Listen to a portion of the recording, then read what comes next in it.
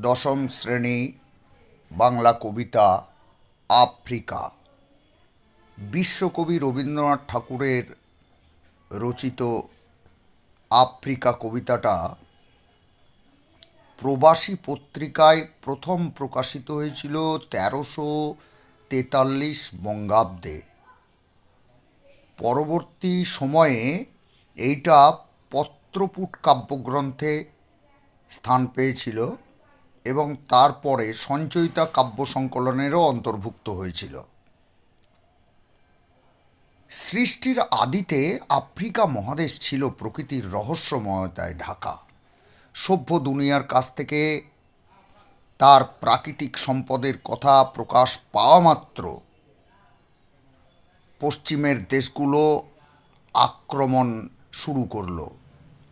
আফ্রিকার সব সম্পদ লুট করে কৃষ্ণাঙ্গ কালো সরল মানুষগুলোকে কৃতদাসে পরিণত করে আফ্রিকার ইতিহাসকে রক্তে অশ্রুতে কর্দমাক্ত করেছে। সভ্যতার এই সংকটের দিনে ঘৃণা আর হিংসার পরিবর্তে মানবতার প্রতি শ্রদ্ধাকে সম্মানকে অবলম্বন করে অপমানিত লাঞ্ছিত আফ্রিকার কাছে কবি রবীন্দ্রনাথ ঠাকুর ক্ষমা প্রার্থনা করেছেন। সৃষ্টির সূচনাকালে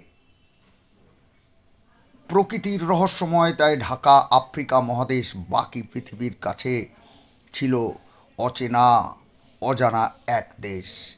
এই রহস্যময় বন্যতায় তাকে তার অস্তিত্ব টিকিয়ে রাখতে সাহায্য করেছিল।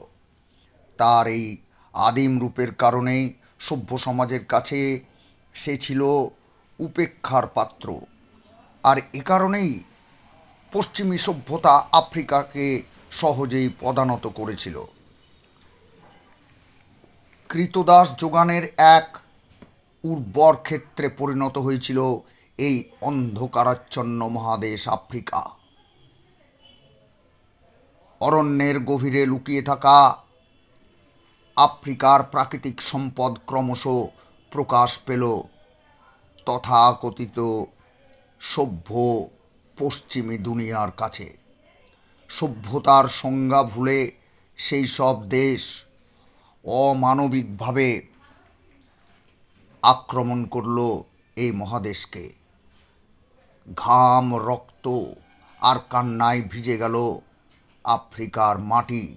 সভ্য দুনিয়ার অসভ্য আগ্রাসন প্রকট হয়ে উঠল আফ্রিকার পটভূমিকায়। ঔপনিবেশিক শোষণ পীড়ন আর লাঞ্ছনার শিকার আফ্রিকার সেই অপমানই ব্যথা হয়ে বেজেছে রবীন্দ্রনাথের বুকে, হৃদয়ে। তাই তো তিনি মনে করেন অপমানিত আফ্রিকা ও তার অধিবাসীদের কাছে নিঃশর্তে ক্ষমা চেয়ে নেওয়াটাই সভ্য সমাজের প্রতিটি শুভবুদ্ধিসম্পন্ন মানুষের কর্তব্য। এরই মধ্য দিয়ে তথাকথিত সভ্য শ্বেতাঙ্গ শাসকের ঔপনিবেশিক পাপের প্রায়শ্চিত্ত ঘটবে। আলোচ্য আফ্রিকা কবিতায় কবি রবীন্দ্রনাথ আফ্রিকা মহাদেশের উদ্ভব, তার সমাজ রাজনৈতিক যন্ত্রণার অভিব্যক্তি এবং অপমানের ইতিহাস লিখেছেন। এই কবিতার মূল বিষয়, মুখ্য ভাব আর কেন্দ্রীয় ইতিহাস সবই হলো আফ্রিকাকে নিয়ে। কবির বিশ্বাস আফ্রিকার জন্ম হয়েছিল প্রাচী ধরিত্রীর হৃদয় থেকে বিচ্ছিন্ন হয়ে। স্রষ্টার আশ্চর্য পরিকল্পনায় প্রকৃতির দৃষ্টি অতীত জাদু স্পর্শে সৌন্দর্য আর ভয়াবহতার ব্যতিক্রমী রসায়নে জন্ম নিয়েছিল আফ্রিকা। কিন্তু তারপর অপাপবিদ্ধ আফ্রিকার ভূমি অপবিত্র হল। বহিরাগতদের কলুষ স্পর্শে তা অপবিত্র হল। দাস ব্যবসায়ী ইউরোপীয়দের লোহার হাতকড়ি বারবার বিধ্বস্ত করল তার প্রাকৃতিক মানব সম্পদকে। মানবতার দাবি হলো ভুল উণ্ঠিত। এই কবিতায় কবি স্পষ্ট করেই পাশ্চাত্য উপনিবেশিকতাবাদের বিরুদ্ধে তার তীব্র প্রতিবাদ জানিয়েছেন। উপেক্ষার আবিল দৃষ্টিতে নখ যাদের তীক্ষ্ণ তোমার নেকড়ের চেয়ে, এলো মানুষ ধরার দল। সভ্যের বর্বর লোভ, নির্লজ্জ মানুষতা, অশুভ ধ্বনি, দিনের অন্তিমকাল, হিংস্র প্রলাপের মধ্যে ইত্যাদি শব্দবন্ধ রবীন্দ্রনাথের সাম্রাজ্যবাদের প্রতি এই ঘৃণার স্বরূপকে জানিয়েছে। প্রকৃতপক্ষে সভ্যতার ইতিহাসে সাম্রাজ্যবাদী ফ্যাসিস্ট শাসকের লেলিহান লোভ আর বাসনার ষড়যন্ত্রে ক্রমেই পঙ্কিল হয়ে উঠেছে অরণ্যময় আফ্রিকার মাটি, আকাশ। দূষিত হয়েছে তার বাতাস। শ্বেতাঙ্গ ইউরোপীয়দের কাছে আফ্রিকা যেন তাদের স্বেচ্ছাচারের মৃগয়াভূমি। কবি অপমানিতের হৃদয়ে অঙ্কিত লাঞ্ছনার এই চিরচিহ্নকেই পরম মমতায় উন্মোচন করেছেন।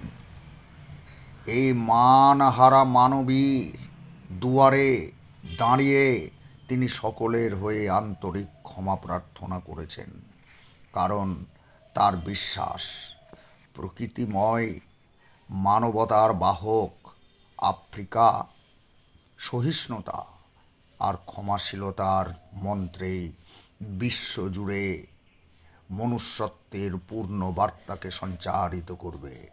এখানেই আফ্রিকা কেবল একটা মহাদেশ কিংবা জাতির পরিচয় বহন না করে সমগ্র বিশ্বজুড়ে সাম্রাজ্যবাদী শাসকের হাতে নিপীড়িত পীড়িত মানবাত্মার প্রতিভূ হয়ে উঠেছে।